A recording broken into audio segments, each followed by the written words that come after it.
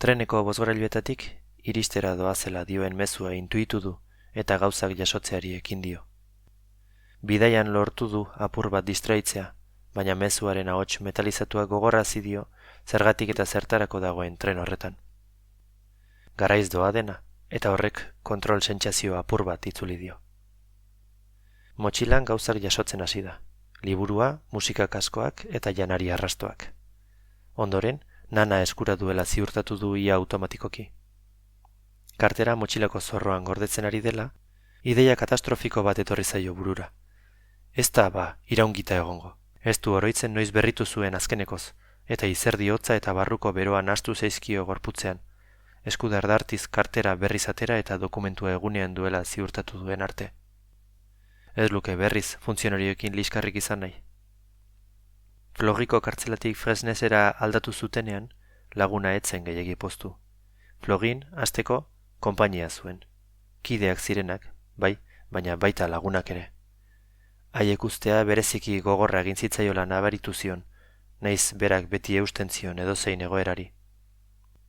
Bestetik, Fresneseko kartzela zaharragoa omen zen, prestazio gutxi eta preso gehiegi. Bisitariei ordea, apur bat arindu zitzaien bidea. Errazagoa zen heltzea, maizago zeuden autobusak.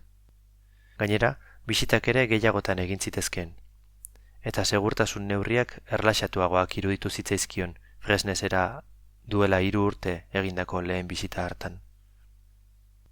Kartzela barrutik edo bisitan ezagutu ez duenarentzat, zaila da azaltzen kartzelatik kartzelara dagoen aldea. Pertsona horrek pelikula edo dokumentaletako errelatoekin eraikitzen du kartzela bere baitan, eta denak berdintxu irudikatzen ditu. Baina kartzela guztiak, helburu antzekoak izan da ere, ez dira berdinak. Flogi, esaterako, Europako kartzela handiena da, ofizialki 2855 presorentzako gaitasuna duen espetxea, baina okupazio datu errealak, iturriaren arabera aldakorrak badira ere, 4.000 eta 6.000 preso ingurukoak dira. 60ko hamarkadan eraiki zuten, eta egun Europan erradikalizazio islamiarra akusaziopean dauden preso gehien biltzen dituena da. Handitasunak gauza on asko ditu ordea, espazioa eta baliabideak batipat. Eraikinaren berritasun erlatiboak, bestalde, agerikoak diren abantailak ditu, oinarrian azpiegituren egoerari dagozkionak. Bisitari bezala, aldiz, Flogira sartzeak hotzikarak eragiten ditu. Ez zara zuzenean espetxera heltzen, baizik gazte, gizon eta emakume banatzen dituen kartzela resort ilun batera. Horri gehitu jendarme eta zaindarientzat dauden barrakoi luzeak, esparru militar zabal bat bailitzan. Autobusean isiltasuna egiten da, inguratu hala. Lehenengo, gizonak eta gazteak daude. Azken muturraren muturrean, emakumeak. Kartzelagunera lehendabiziko ziritsi zenean, beldurra sentitu zuen. Gizarte batek halako hiri fantasma bat eraiki izanaren beldurra, hain zuzen. Askatasuna lapurtu dieten milaka bizitza hor daudela pentsatzeak sortzen duen izua zen. Azken geltokire iritsi zenean, etxola prefabrikatu bat zegoen. Kafe makina eta trasteentzako zaindegi batekin. Azaldu ziotenez, han utzi behar zituen motxila eta barrak, presoari eraman beharreko paketea izan ezik. Joan zen lehen aldi hartan, ez zuen euskaldunekin topoekin, eta nahikoa galduta nabaritu zuen bere burua. Galduta eta txiki, ingurura begiratuta kartzelaren atzetik besterik ez baitzuen ikusten. Beste gauza batez ohartu zen berehala, ingurura begiratuta, bera zen, bisitarien artean zegoen zuri bakarra. Sisteman akats bat bailitzen. Ezin zuen ingurukei begiratzea ekidin. Bakoitzak bere istorioa izango zuen, bakoitzak bere paketea, motxila.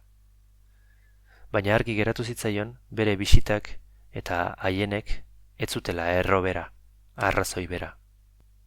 Ez preso sozial edo politiko baten laguna izateak suposatzen duen desberdintasunagatik bakarrik. Baizik eta pentsatu zuelako, bere presentzia zuriaren salbuespenak haien jaiotzetiko kondena ikusarazten zuela. Lagunarekin egoteko 1600 kilometro egin beharrak herri zapalkuntzaren ardatz bat ematen bazion ere, ezinezkoa zitzaion hangoak, gertuagotik joan arren, bera baino privilegiatuago ikustea. Andre bat inguratu zitzaion, goitik bera beltzez jantzita. Segituan jakintzuen ijitoa zela. Hark esan baitzion argi eta ozen. Giton, zela.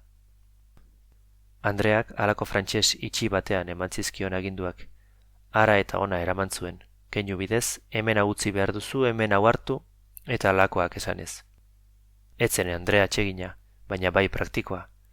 Lasaitua eman zion atxo kopetilunaren joan etorri ziurrak.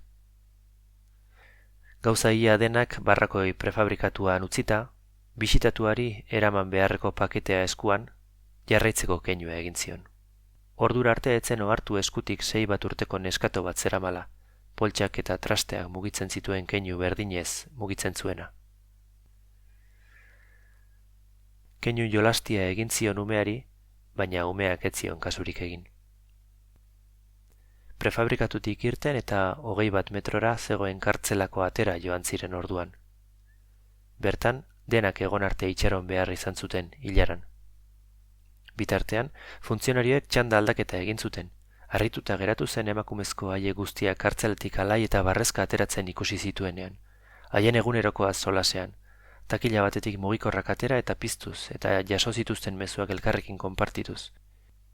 Barre xalo eta ia adoleszentea iruditu zitzaion emakume haiena. Akaso hori besterik ez baitziren, neska gazte batzuk. Une batez, uniformerik gabe imaginatu zituen. Parisko taberna batean, gazte eta edari bat eskuetan. Izan ziteken. Zaila da, baina, uniformedunak hain erraz humanizatzea. Haiek haien burua humanizatuko zuten arren. Pentsatuko zuten, agian, 8 orduz mundu amaiera hartan egiten zuten lana besterik etzela. Errematea haietako bati hortzadar koloreko pultsera bat ikusi zionean etorri zen.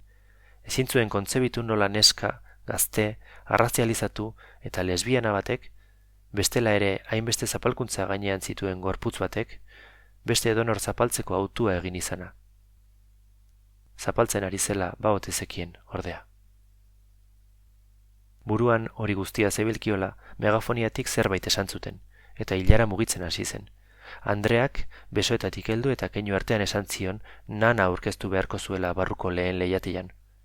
Ulertu zionez, barruan erakutsi eta kartulina bat emango zioten ordainetan.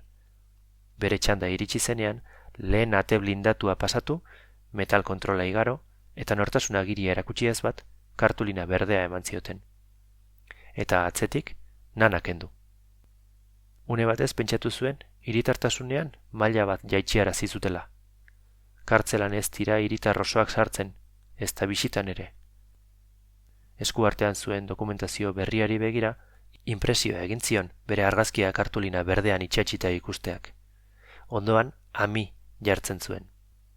Bisitari kategoria hori eman zioten antza, laguna. Alboan, bisitariaren datuak eta bisitatuarenak zeuden, eta beste laukitxo batean, bisita bakoitzaren ostean, erregistroa idatziko zuten handik aurrera. Noiz etorri zen, zer ekarri zuen, eta zer eraman zuen bueltan. Kartulina zati bat oso gauza errudimentarioa iruditu zitzaion, segurtasun neurri gisa. Ez zuela gehiegi ere inporta, pentsatu zuen lehen metal kontrola kontuan hartuta, baita bigarren ate blindatua ikusita ere. Behin barruan zeudela, Andreak tira egin zion berriz ere besotik, eta lagunari eraman beharreko paketea mai baten aurrean jartzeko esan zion. Funtzionarioa etorri, poltsan arakatu, eta jaso egin zuen, poltsari presoaren izena zeraman pegatina bat jarriz.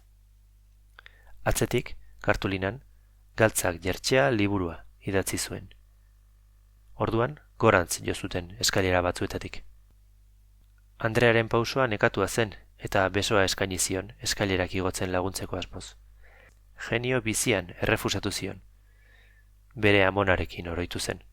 Ez eskaini niri, gero, beharreztudan laguntzarik. Eskaileren buruan itxaron zion ordurako amona eta iloba zirela ondorioztatu zuen bikoteari.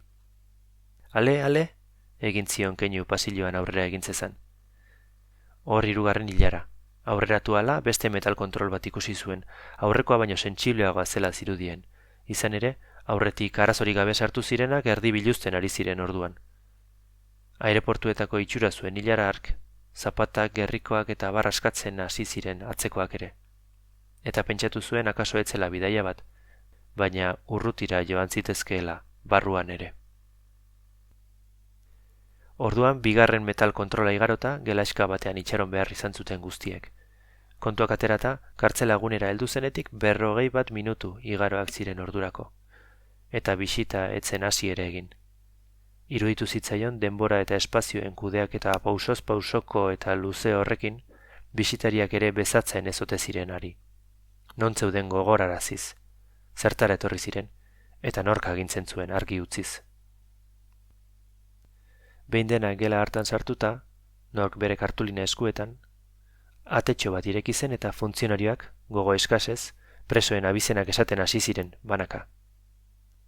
Andreak adierazi zion lagunaren abizena entzutean altxatu eta jarraitzeko funtzionarioari. 15 minutu zeramatzaten banan deika. Azkenean, Andrea eta bilobaren abizena esan zuten eta ate txikiran zijoala, amonak bon chance edo halako zerbait botazion aurpegira gehiegi begiratu gabe. Berdin, ahul bat egin zion bueltan. Bi pertsona geratzen zirenean, azkenik entzun zuen deszifratzea apur bat kostazitzaion lagunaren abizena. Altxatu eta funtzionarioari jarraitu zion. Orduan halako zarata enlatatu bat entzuten hasi zen, eta ohartu zen 10 gelatxo zeudela toki hartan. Ate batetik bisitariak sartzen ziren, bestetik presoak, eta biek zuten kristalezko leiho bat, funtzionarioek lasai zelatatzeko. Barneko gelan, biak banatzen zituen murru bat zegoen. Murru simboliko bat, elkarrukitzea ez baitzuen eragozten, baina murru simboliko bat, bi aldeak zein ziren argi uzten baitzuen. Funtzionarioak kabinaz kabina eraman zuen, behingoz tokatzen zitzaion gelaskaren atea zabaldu zion arte. Ale, esan zion kartulina berdea eskuetatik kendu eta kanpoaldetik atea giltza zitxiz. Dokumenturik gabe, plastikozko aulkitxo batean zain geratu zen. Minutu gutxi barru, beste atearen kristaletik laguna ikusi zuen irribarretxu, eta gelaskan sartu bezain pronto botazion.